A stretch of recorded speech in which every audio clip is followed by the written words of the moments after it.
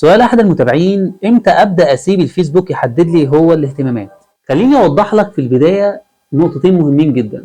أول حاجة، إمتى أستخدم الاستهداف المفتوح وإمتى أستخدم الاستهداف المبني على الاهتمامات. الاستهداف المفتوح ده مهم جدا، ودايما الفيسبوك بيوصي على إن أنت تستخدم الاستهداف المفتوح، ولكن لازم يكون ليه شروط معينة. الشروط المعينة دي هي إنك لازم تكون بتعبر عن الفئة اللي انت بتستهدفها في النص الاعلاني. انت هنا ما بتحطش اهتمامات نهائي، بس انت بتبدأ تحط بس اعمار الناس اللي انت بتستهدفها، وتحط اللوكيشن او الموقع اللي انت بتستهدفه. ولكن هنا بتعتمد في الاستهداف على الاستهداف النصي، يعني انت بتبدأ تكتب مين الفئة اللي انت بتستهدفها في اول سطر في النص الاعلاني، وده بيساعد الالجوريزم ان هي تبدأ تشوف مين الفئه اللي انت بتستهدفها على حسب اللي بيقرا الاعلان، ويبدا يشوف لو تفاعل مع الاعلان يبدا ان هو يفهم الالجوريزم، تفهم ان هو ده الفئه اللي انت بتستهدفها، تبدا توجه الاعلان لنفس الاشخاص او اشخاص شبيهه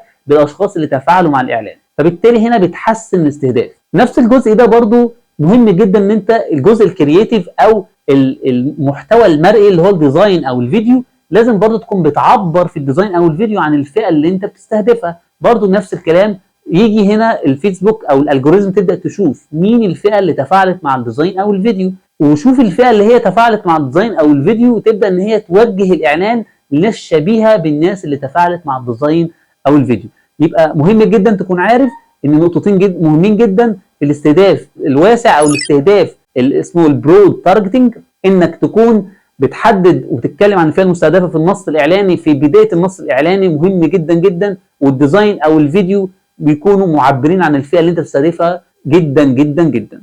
تاني حاجه بقى مهم قوي، ان الاستهداف المبني على الاهتمامات ده بتقدر ان انت تستخدمه في حالات معينه. اول حاله ان انت تبقى لسه بتبدا الاعلانات، لسه الحساب الاعلاني لسه جديد خالص، ما فيهوش اي لسه كده الالجوريزم ما تفهمش مين الفئه اللي انت بتستهدفها ولا تعرف اي تفاصيل عنه.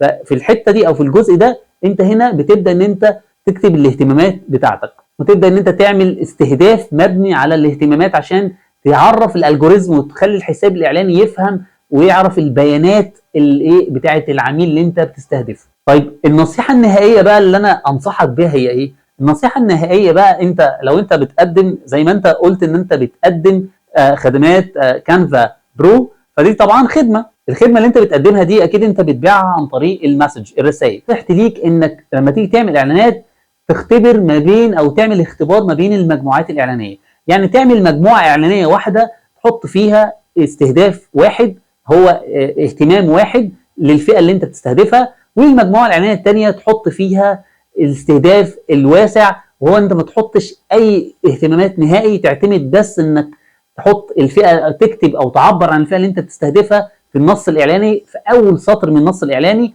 والديزاين او الفيديو برضو تعبر بيه عن الفئه اللي انت بتستهدفها.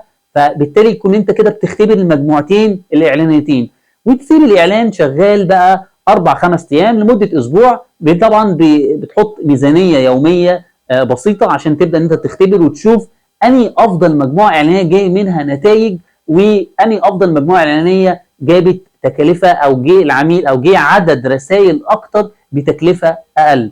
في الوقت ده انت بتبقى محتاج تعرف حاجه مهمه قوي، هو اني مجموعه اعلانيه هي اللي جه منها العملاء، فبالتالي اقول المجموعه الاعلانيه دي اللي انا بستهدف بيها ايا كان بقى، لو استهداف واسع فهي دي اللي جاي منها العملاء اللي اشتروا مني او اشتركوا معايا في كانفا برو، او المجموعه الاعلانيه اللي هي بتعتمد على الاهتمامات هي دي اللي جه منها العملاء، فبالتالي انت بتركز على المجموعه الاعلانيه دي. طب انا اعرف منين بقى ان المجموعه الاعلانيه دي هي اللي جه منها العميل ولا المجموعه الاعلانيه دي هي اللي جه منها العميل؟